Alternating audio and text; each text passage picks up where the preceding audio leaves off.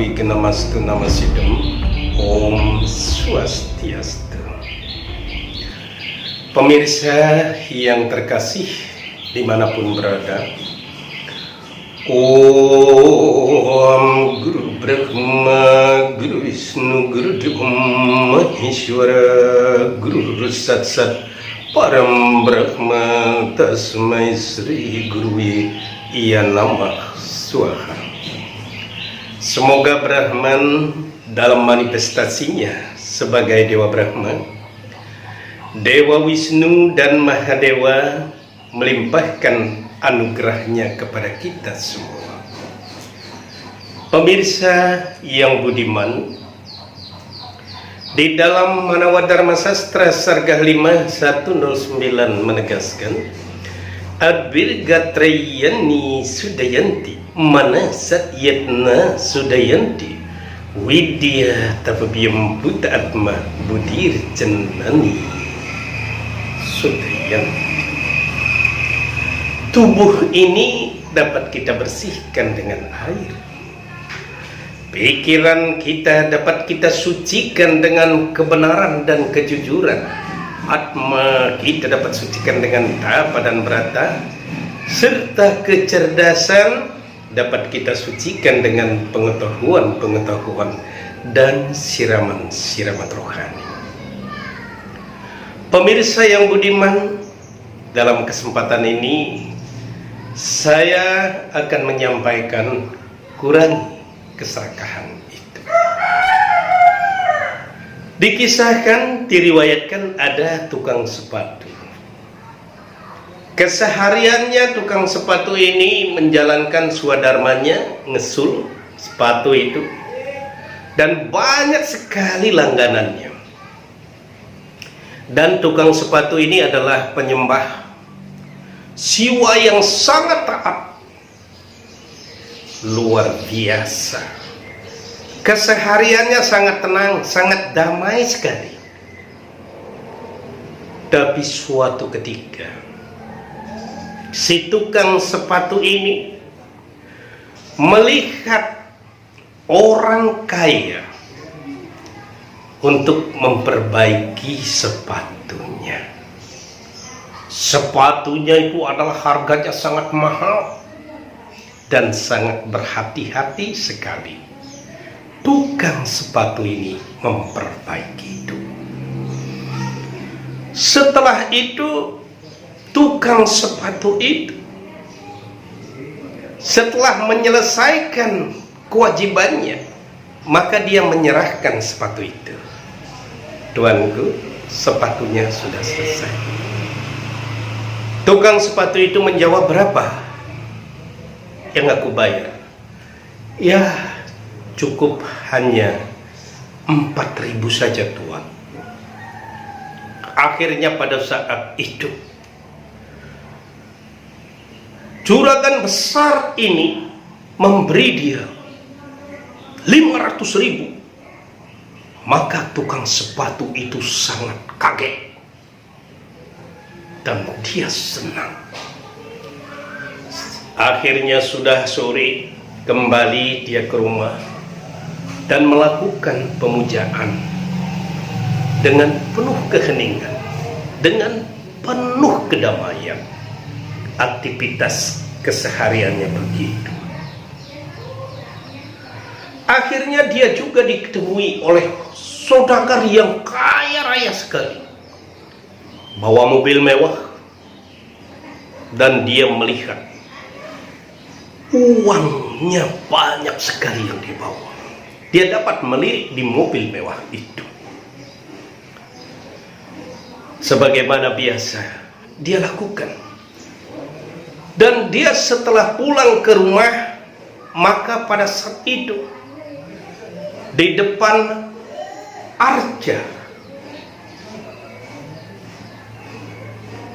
Siwa, dia meneteskan air mata. Oh Dewa Siwa, aku sudah lama memujamu dengan penuh ketulusan hati. Apakah kau membiarkan aku kehidupan sehari-hariku selalu mengesul sepatu? sebagai tukang sepatu. Oh Dewa Siwa, betapa luar biasanya Dewa Siwa. Aku ingin menjadi orang yang kaya Dewa Siwa. Aku ingin memiliki sawah yang luas, ingin memiliki rumah mewah, dan aku ingin memiliki uang banyak. Apakah Dewa Siwa tidak mengabulkan permohonanku? Dia meneteskan air mata dan melantungkan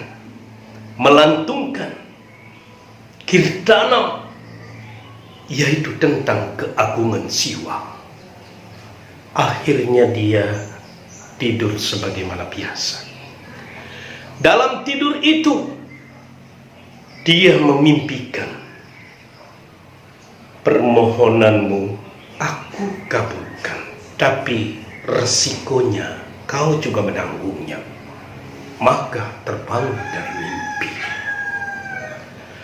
Tetapi tetangga yang satu, orang yang kaya raya tapi sudah berumur, mobil mewah, sawah luas, uang banyak, dia juga memimpi di tengah malam.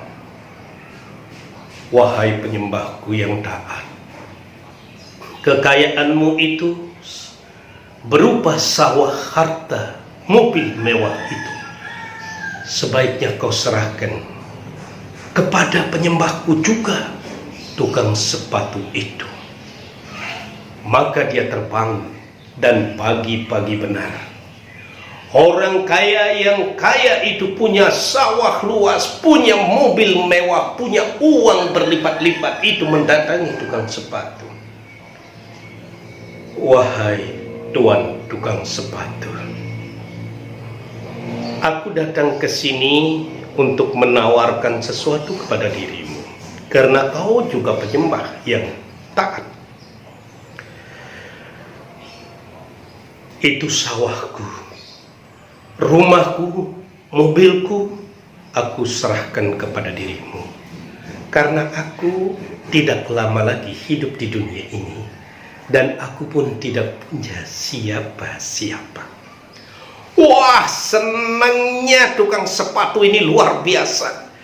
Singkat kata ceritanya, dia sudah pada rumah mewah dan memiliki harta kekayaan itu. Maka berdatanganlah keluarganya berduyun-duyun, dan sahabat-sahabatnya datang. Sampai di sana dia meminta bagian-bagian kecil itu. Dia dengan ikhlas memberikannya, iya. Tetapi mulai hari itulah dia sudah mulai terusik.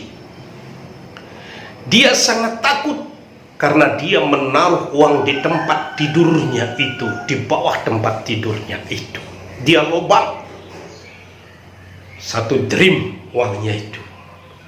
Dia merasa ada kekhawatiran, jangan-jangan nanti ada rampok yang datang, jangan-jangan ada maling yang datang. Ketakutan demi ketakutan menghantui dirinya. Akhirnya dia mendatangkan security. Itu pun juga security tiap malam melayani tamu-tamunya. Maka tukang sepatu yang berubah menjadi kaya mendadak ini, dia juga berpikir, apakah nanti tidak security ini yang membunuhku? Apakah tidak security ini yang mengambil uangku? Maka pikirannya bergulat. Maka sampailah dia sakit-sakitan. Itu dia tidak punya ketenangan sebagaimana yang dimiliki pada saat dia menjadi tukang sepatu. Pemirsa yang terkasih, akhirnya pada saat itu dia kembali ke kamar suci. Dia meneteskan air mata kembali. Dia memohon agar dia kembali menjadi tukang sepatu yang penuh dengan kedamaian itu. Pada saat itu dia mensyukuri sekali karunia-Nya. Tapi setelah kaya mendadak dengan permohonan, dia menjadi sakit-sakitan dan menderita. Dan sampailah akhirnya dia menghembuskan napas yang terakhir. Pemirsa yang budiman, dari kisah ini, kita sebagai manusia normal semua ingin memiliki sesuatu. Kebutuhan bukan saja primer, sekunder, tetapi tertier kemewahan. Tetapi marilah kita pandai-pandai mensyukuri karunia Tuhan ini. Karena orang-orang suci kita mengajarkan always being grateful, selalulah mensyukuri karunia-Nya. Orang yang mensyukuri karunia itu memang dia tidak pernah berhenti untuk bekerja. Semangatnya terus dipupuk. Tetapi milikilah harta kekayaan dengan jerih payah kita sendiri, dengan jalan dharma. Ingatlah sabda Tuhan di dalam Gita Adhyaya 16 Sloka 21. Triwidam narakas wedam dwaram atmanam kama kroda tata lopanas. Jadi pintu gerbang untuk memasuki neraka, akan dibukakan pintu neraka itu adalah 3 faktor penyebab yang utama. 1, dikatakan kama, nafsu yang berlebihan itu. Keroda, kemarahan-kemarahan itu. Dan yang ketiga adalah loba, keserakahan kita di dunia ini. Itulah pintu gerbang untuk memasuki neraka. Pemirsa yang budiman, dimanapun berada, marilah kita selalu mensyukuri karunia itu. Diberikan sehat, cukup untuk makan, itu sudah luar biasa. Kalau toh juga kita memiliki lebih dari itu, sepanjang berdasarkan tuntunan Dharma, itu adalah anugerah. Semoga ada manfaatnya. Saya akhiri dengan Paramasanti. Om Santi, Santi, Santi.